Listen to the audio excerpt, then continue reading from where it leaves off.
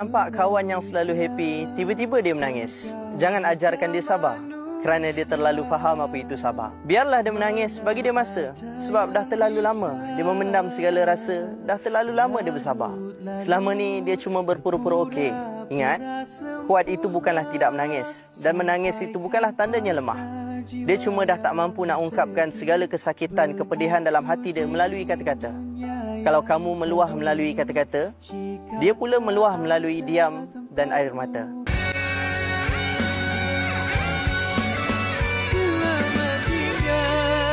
Selamat jalan,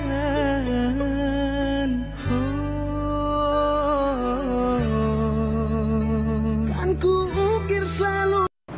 Menangis tanpa keluar suara itulah sakit yang paling dalam sangat-sangat.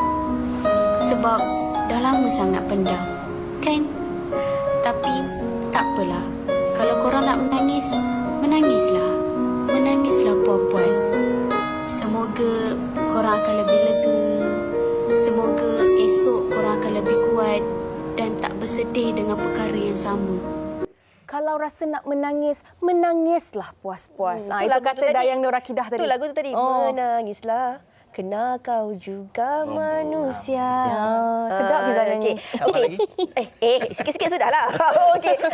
Kita dah dengarkan sedikit rangkuman daripada TikTok yang sempat dirangkumkan oleh rakan wartawan kita Lisa pada hari ini, dan saya kira anda penonton ketika ini juga mungkin ada dalam kegembiraan, tapi mungkin juga ada dalam anda ketika ini dalam kesukaran, kesedihan dan juga kedukaan. Ada orang cakap sabarlah, janganlah nangis. Ada orang cakap lepaskan, luahkan, kerana tangisan itu juga mungkin akan meredakan perasaan anda. Ini yang kita nak kongsikan pada hari ini, Yaina, tentang topik kita, tak salah menangis. Betul tu. Dan bersama dengan tetamu kita di studio, kita perkenalkan di hujung sana terlebih dahulu. Biasanya beliau akan bersama dengan kita, tetapi hari ini konteksnya berbeza. Kita bersama dengan Coach Fauzul Naim Ishak, perunding pembangunan potensi diri. Apa khabar, Coach? Alhamdulillah, sihat. Tak sabar nak menanti tips-tips. InsyaAllah.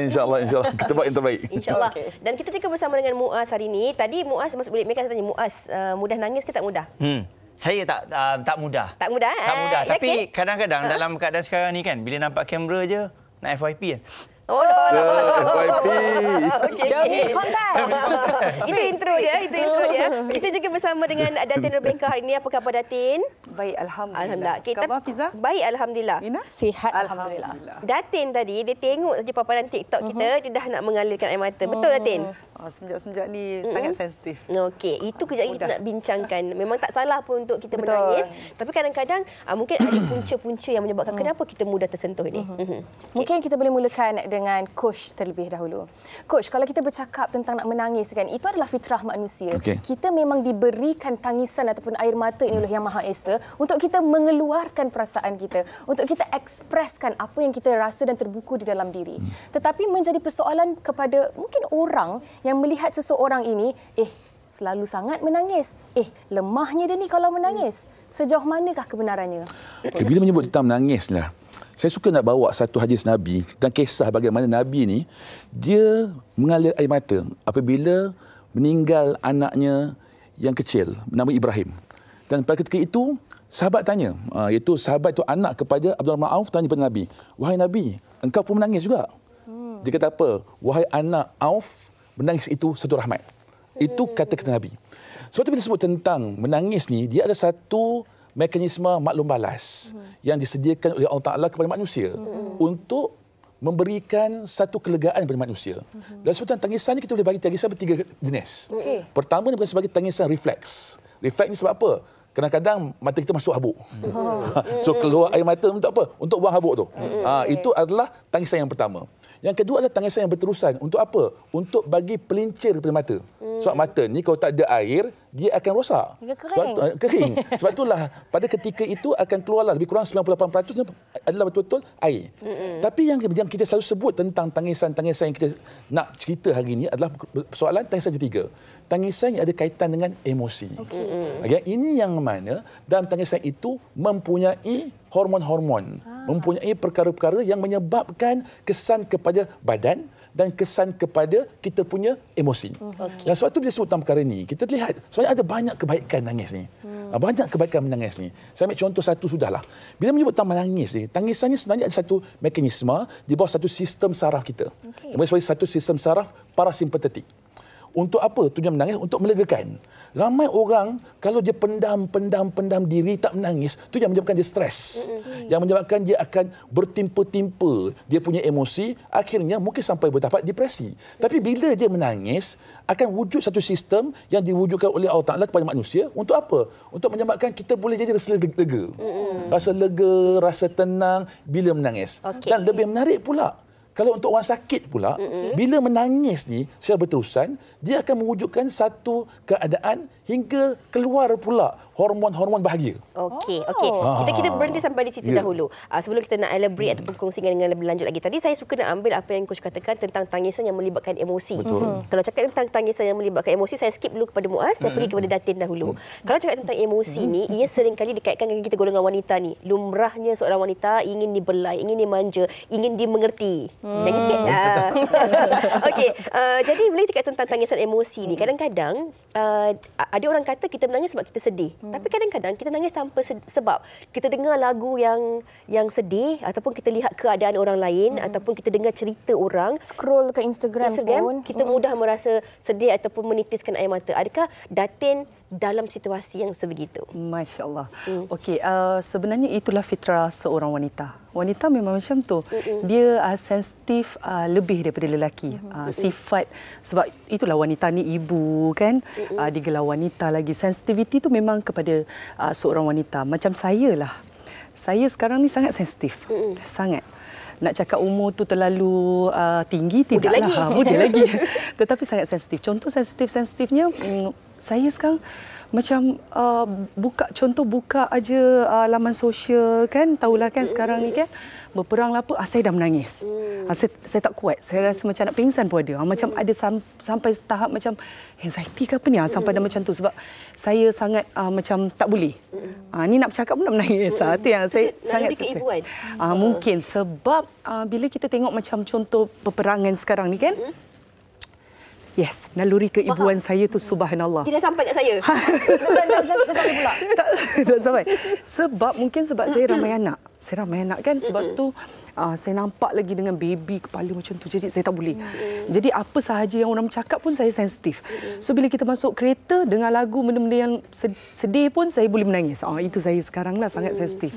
So bila suami ke siapa nak bercakap dengan saya, staff nak bercakap pun, diorang tahu saya dalam keadaan yang sangat sensitif. Okey, kita bagi tisu tadi kan? Okey dah.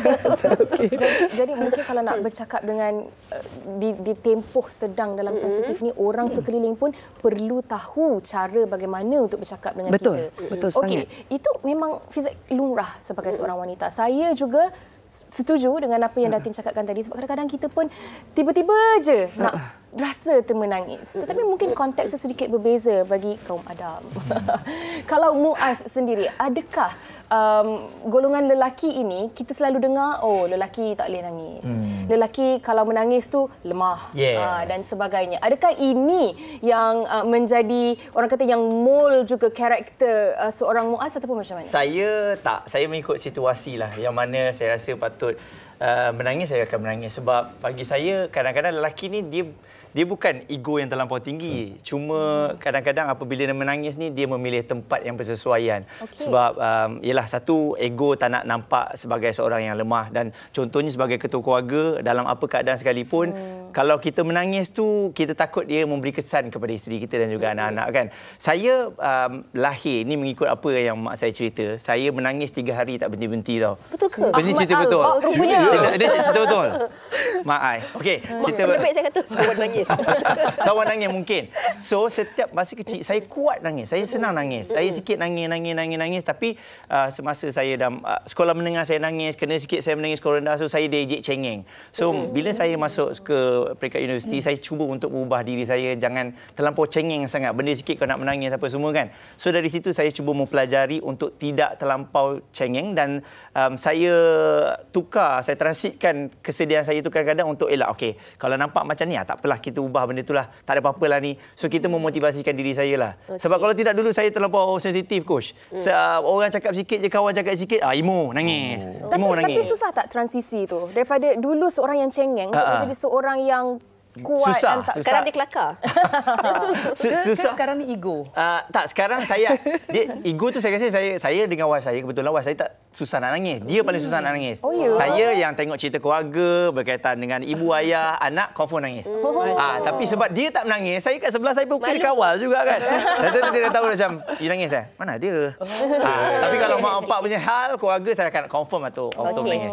Saya kira itu bergantung kepada individu jugalah. Ini ada komen daripada rakan kita di Facebook ni. Ada banyak komen kita bacakan daripada Siti Zauriah. Katanya, air mata seorang wanita itu biasa, tapi bila seorang lelaki yang mengeluarkan air mata, itu adalah bagai permata yang bernilai bagi wanita. Tapi ikut keadaan jugalah, coach. Tapi kalau sikit-sikit dia nangis, sikit-sikit penat juga. Habis tisu 2 kotak. Luahan perasaan ke tu? Tak ada, bukan. Tapi kita nak bercakap tentang emosi tadi dan mengawal perasaan. Saya kira setiap daripada kita itu mungkin dilahirkan berbeza-beza. Macam Muaz kata tadi, dia sebagai seorang lelaki pun kadang-kadang tengok cerita Korea ataupun cerita Hindustan, dia rasa nak menangis bila sedih. Bermakna jiwanya mudah tersentuh. Betul tak, coach? Ataupun sebenarnya orang yang mudah tersentuh ataupun mudah menangis ni menyimpan sesuatu di dalam jiwa mereka. Sebab kadang-kadang dia mungkin bila dia tengok situasi di media sosial ataupun apa dibaca ataupun lagu yang didengarkan, ini keadaan yang pernah aku lalui satu ketika dahulu, ataupun keadaan yang aku sedang lalui, ataupun keadaan yang sedang dilalui oleh rakan terdekatku ataupun ahli keluargaku, yang membuatkan jiwa tersentuh dan akhirnya menitiskan air mata, coach. Bila menyebut tentang menangis yang kita boleh kaitkan dengan personality. Sebab memang ada setengah personality adalah orang yang mudah tersentuh. Yang memang dalam dirinya itu jiwa halus lah, sebut jiwa halus lah. Yang mana hati ada taman, dan bila dengar benda-benda yang sedih, dia mula menitis air mata. Galau. Tapi ada orang pula, jenis manusia yang mana dia tak simpan hati tu. Dan dia ubah suai daripada tangisan tu kepada benda lain. Dia buat aktiviti, dia mungkin menunjukkan dirinya itu lebih gagah, perkasa. Ada yang macam tu. Untuk distract kepada situasi-situasi yang menyebabkan dia sedih. So bagi saya, dua-dua ini ada baik ada buruknya. Sebab tu bila sebut tentang kajian, tentang haruskah kita ni pendam rasa nak menangis ni kan? Sebenarnya, bagi individu yang suka memendam rasa menangis, nak elak menangis, kadang-kadang dia akan boleh membawa kepada situasi yang negatif untuk dia. Negatif untuk dia. Sebab kita kena faham tangisan ni adalah mekanisme untuk melegakan. Tangisan untuk menyebabkan kita keluar hormon-hormon yang baik. Hormon endorfin. Kita nak turunkan kita punya stres. Dan apabila kita tahan-tahan, itu yang menyebabkan perasaan-perasaan yang sepatutnya itu kita lepaskan, tak lepas. Okey. Angkat tangan dulu. Okey, tapi kadang-kadang ada setengah orang dia pendam tu, dia pendam dan ditahan tu, mungkin macam Rebecca, dia tak nak menangis depan anak. Sebab tak nak nanti anak mungkin kesedihan juga. Macam Muaz, tak nak menangis depan isteri tadi sebab dia rasa macam nanti isteri pun terkesan dan sebagainya. Ada setengah orang dia menangis dalam tandas ketika mandi sambil air shower. Ada orang menangis dalam kereta waktu memandu. Sampai ada lagu Sampai Kapan Pun. Macam ada pengalaman. Ada maksudnya ada ketikanya kita menangis ni, kita tak nak menangis di hadapan orang. Betul. Kita pendam, kita simpan, bukan kerana kita tak nak menangis, tak sabar nak nangisnya. Tak sabar nak burst, tapi kerana kadang-kadang kita nak lihat kesesuaian keadaan tu supaya tak nak mengeruhkan lagi keadaan, menambah kesedihan, kedukaan dan kesusahan tu, coach. Bagi saya setuju benda tu. Bukan bermaksud bahawa kita ni ada setengah orang memang ada yang macam tu, yang mana dia menangis bertempat, dia panggil. Menangis bertempat. Dia tak menangis depan orang, dia tak menangis ni. Tapi ada setengah orang dia tak menangis kat mana bertempat pun. Sebab dia nak pendam. Sebab bagi dia itu ada satu kelemahan untuk dia. Sebab tu ada kajian. Ini kajian bagi saya yang amat membimbangkan. Dia kata apa? Bila kita terlampau memendam perasaan, kita tak nak menangis hingga menyebabkan dia bagi stacking emosi. Emosi yang mana berlapis-lapis. Berlapis-lapis. Dia akan menyebabkan jadi apa? Akan jadi stres, depression, dan mungkin bawa penyakit kepada kita punya tubuh badan hingga boleh dapatkan kanser. Sebab tu bila saya baca kajian sebegini, ini membimbangkan. Nak cerita kepada yang kat luar, kadang-kadang bukan apa, sebab kita ni biasakan cara dididik. Kadang-kadang mak kita, ayah kita ni lelaki mungkin kan. Dia nampak lelaki menangis, jangan menangis kau lelaki. Itu yang biasa kita dengar. Ini selalu kita dengar. Jangan dia lemah. Jangan dia lemah sangat. Kau lemah. Padahal sebenarnya itulah mekanisme dia untuk menstabilkan perasaan. Mekanisme dia untuk dapatkan kelegaan. Sebab itu bagi saya, kalau betul anak menangis, biarkan dia menangis. Cuma nangis dengan had. Nangis dengan had. Jangan sampai nangis sampai 3 hari menangis. 3 hari menangis. 5 hari menangis. 7 hari menangis. Maksudnya apa? Kalau betul sampai 7 hari, kita tanya balik. Apa sebab benda ni? Kerana sebab tu dalam kita agama pernah tekan bahawa satu benda tak boleh berlebihan. Betul. Tak boleh berlebihan. Nak menangis boleh tapi ada had. Okey. Tak nak nangis pun boleh tapi ada had. Sebab tu semua benda jangan berlebihan. Bila berlebihan itulah yang akan membawa kepada benda-benda negatif. Baik, dalam apa jua yang kita lakukan termasuklah menangis. Kejut saya. Kenapa tiba-tiba dia berbunyi? Termasuklah menangis perlu bersederhana. Kena ada had dia. Okey, baik.